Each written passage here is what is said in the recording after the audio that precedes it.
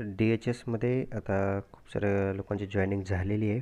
पण त्यांच्या मनावर पोस्टिंग नाही मिळाली किंवा त्यांना काही प्रॉब्लेम आहे तिथं जिथं फॅसिलिटीज नसतील, जे काही असेल तुमचे रिझन.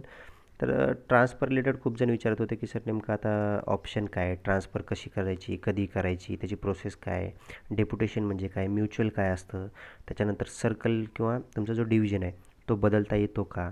तर त्याच्या रिलेटेड मी तुम्हाला इन्फॉर्मेशन सांगतो. सगळ्यात पहिलं सांगतो मी तुम्हाला डिव्हिजनचं. ठीक आहे. डिव्हिजन म्हणजे विभाग, तुमचा जो काही सर्कल आहे तो विभाग चेंज करता येतो का. समजा एक्झाम्पल नागपूर डिव्हिजन एक आहे. ठीक आहे. हे कंप्लीट वेगळं डिव्हिजन आहे आणि पुणे डिव्हिजन एक आहे. ठीक आहे. दोन वेगळे डिव्हिजन आहे. समजा तुम्ही पुणे साईडचे आहे पण नागपूर साईडला जास्त जागा होत्या त्याच्यामुळे तुम्ही काही कॅन्डिडेटनी समजा नागपूरला अप्लाय केले. पण आता त्यांना वापस तिकडं जर आपल्या पुणे डिव्हिजनमध्ये जायचं असेल तर तर तुम्ही आत्ता इमिडिएटली तर डिव्हिजन नाही बदलू शकत. ठीक आहे. तुम्ही असं डिव्हिजन इमिडिएटली तर नाही चेंज करू शकत. तुम्ही जर समजा ऑफिसला वगैरे चेक इन्क्वायरी केली वगैरे तर मोस्ट ऑफ द तुम्हाला काही जण तर म्हणतील की सरळ नाही, विभाग बदलताच येत नसतं, कधीच विभाग बदलता येत नाही, तुम्हाला लाईफ टाईम एकाच विभागात राहावं लागेल, असेही काही जणांना देतील माहिती, तुम्हाला सांगतील काही जण. तर तसं काही नाही, विभाग बदलता येतो, डेफिनेटली विभाग बदलता येतो, पण इमिडिएटली नाही. त्याचा क्रायटेरिया हा आहे की जर तुम्हाला डिव्हिजन चेंज करायचं आहे, विभागच बदलायचा आहे, तर नॉर्मली म्हणजे एमर्जन्सी रिझन असेल तुमचं काही, तर 3 वर्ष तरी मिनिमम तुमची सर्व्हिस झाली पाहिजे एमर्जन्सी रिझनमध्ये. ठीक आहे. की एमर्जन्सी काही रिझन आहे तर 3 वर्ष तरी, आणि नॉर्मली मग तुम्ही 5 वर्षानंतर इलिजिबल होतं. नॉर्मली तुम्ही अप्लाय करू शकता किंवा हां मला डिव्हिजन चेंज करायचं आहे तर तुम्ही नॉर्मली 5 वर्षानंतर अप्लाय करू शकता. काही एमर्जन्सी रिझन असेल तर 3 वर्ष तुम्ही करू शकता अप्लाय. पण सध्या तुम्ही इमिडिएट नाही करू शकत. ठीक आहे. तर इमिडिएटली तर तुम्ही नाही अप्लाय करू शकत डिव्हिजन चेंज करायला. त्याच्यामुळं सध्या तुम्ही जिथं आहे तुम्हाला तिथंच करावं लागेल. त्याच्यानंतर आता मी सांगतो तुम्हाला डिव्हिजनमध्ये. ठीक आहे. तुमच्या विभागामध्ये किंवा सर्कलमध्ये काय काय ऑप्शन आहेत, ट्रान्सफरचे काय काय ऑप्शन आहेत. तर सगळ्यात पहिलं ऑप्शन सांगतो, मिनिमम तुम्हाला 1 इयर जर झाली सर्व्हिस, तुम्ही आता जिथं कुठे आहेत तुम्ही सर्व्हिसला 1 इयर झाल्यानंतर तुम्ही विनंती बदलीला अप्लाय करू शकता. विनंती बदलीला, विनंती बदली म्हणजे रिक्वेस्ट, तुम्ही रिक्वेस्ट करू शकता की माझं असं असं रिझन आहे, तुमचं जे काय असेल, मेडिकल असेल, फॅमिली रिझन, जे काही रिझन असेल, तर ते दाखवून तुम्ही विनंती बदली करू शकता, पण कधी, मिनिमम 1 इयर नंतर. त्याच्यानंतर दुसरा ऑप्शन आहे 3 इयर. नॉर्मली तुम्ही 3 वर्षानंतर इलिजिबल होतं ट्रान्सफरसाठी. ठीक आहे. म्हणजे तुम्हाला विदाऊट रिझन तुम्ही अप्लाय करू शकता, तुम्हाला काही गरज नाही, तुम्ही आता इलिजिबल आहे, तुम्ही ट्रान्सफरसाठी अप्लाय करू शकता. तर नॉर्मली 3 वर्ष. समजा एखाद्याला त्याचं मनाप्रमाणे गाव मिळालं आहे, गावाच्या जवळ आहे, किंवा जे पाहिजे ते पोस्टिंग मिळाले, त्याला तिथून जायचं नाही, तर तुम्ही मॅक्झिमम 6 इयर, 6 वर्ष तिथं लाँग स्टे करू शकता. लाँग स्टे म्हणजे जास्तीत जास्त काळ तुम्ही तिथं थांबू शकता, 6 वर्ष. त्याच्यानंतर तुम्हाला पाहिजे जरी नसेल तरी पण प्रशासकीय बदली केलीच जाते.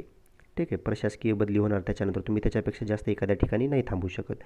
तर हे डिव्हिजनमध्ये हे 3 ऑप्शन आहेत ट्रान्सफरचे. एक तर मिनिमम 1 इयर तुम्ही विनंती करू शकता 1 वर्षानंतर, नॉर्मली 3 वर्षानंतर तुम्ही ह्याच्यासाठी इलिजिबल होता ट्रान्सफरसाठी, आणि जास्तीत जास्त तुम्ही 6 वर्ष थांबू शकता, त्याच्या पुढे नाही. मग त्याच्यानंतर प्रशासकीय बदली होते, तुम्ही नाही मागितली तरी ते करणारच. तर हे 3 ऑप्शन आहेत डिव्हिजनच्या मध्ये. तुम्ही डिव्हिजनमध्ये काय काय करू शकता, तर इतके 3 ऑप्शन आहेत. त्याच्यानंतर आता प्रोबेशन पिरियडचे काही जण विचारत होते की प्रोबेशन पिरियडचं किती असतं डी-एच-एसमध्ये, तर हे 1 इयर असतो डी-एच-एसमध्ये. ठीक आहे. तर त्याच्यामध्ये काही जण कन्फ्यूज होते. आणि 2 इयर, 2 वर्ष असतो डी-एम-ई-आरमध्ये. ठीक आहे. 2 वर्ष असतं डी-एम-ई-आरमध्ये. तर ते पण लगेच सांगतो, तर त्याच्यामध्ये कन्फ्यूज नका हो. चला पुढलं, की आता त्याच्यानंतर तुमचं ट्रान्सफरची प्रोसेस कशी राहील. ठीक आहे. कधी करू शकता ते तर सांगितलं.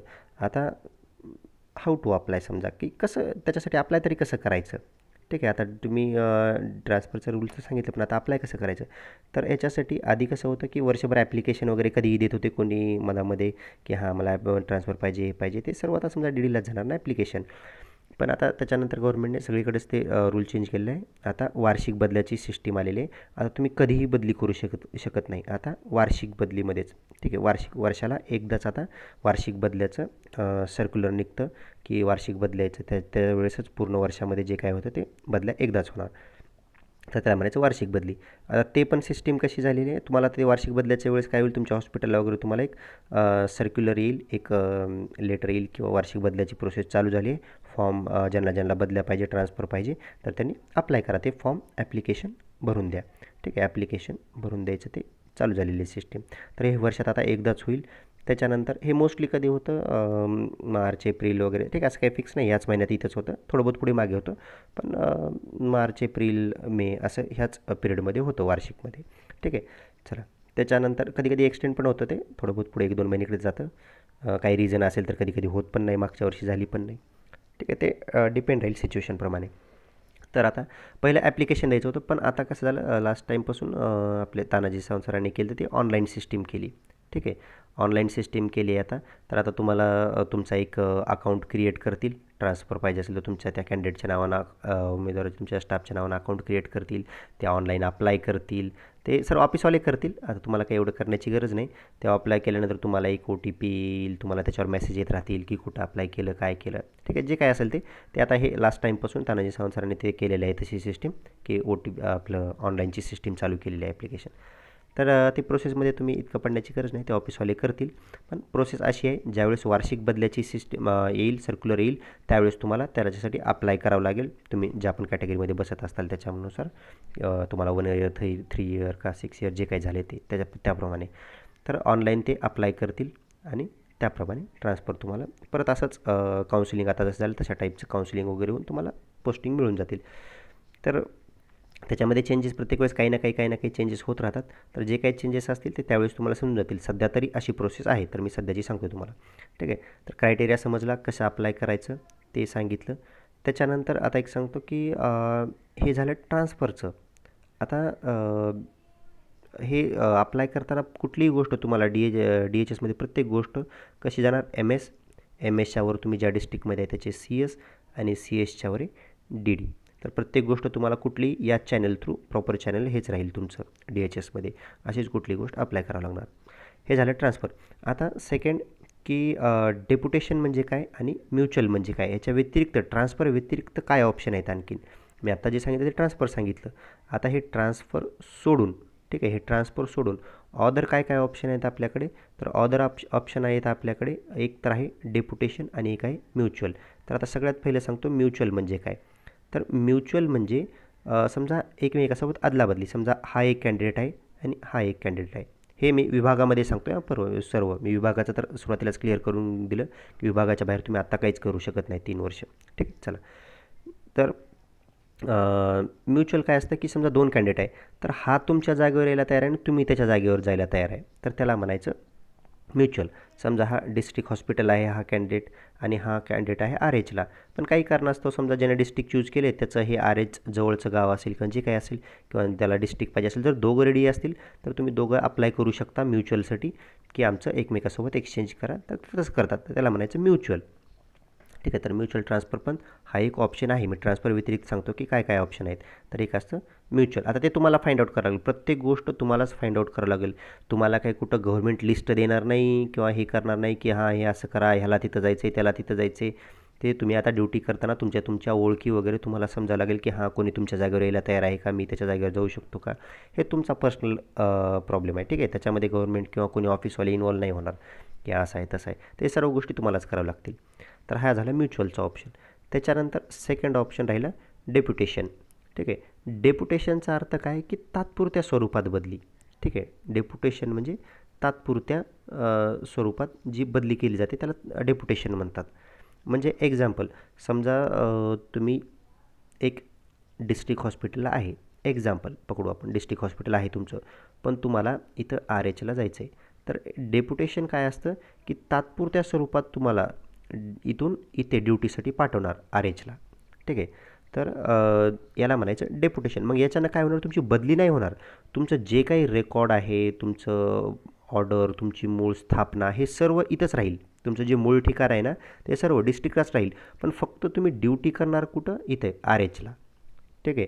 तुमचं जिथं डेप्युटेशन होतं तर डेप्युटेशनच्या ठिकाणी तुम्ही फक्त ड्युटी करणार, तात्पुरत्या स्वरूपात पाठवलं ना तुम्हाला, त्याच्यामुळे तिथं काहीच नाही, तुम्ही फक्त जाऊन ड्युटी करायची.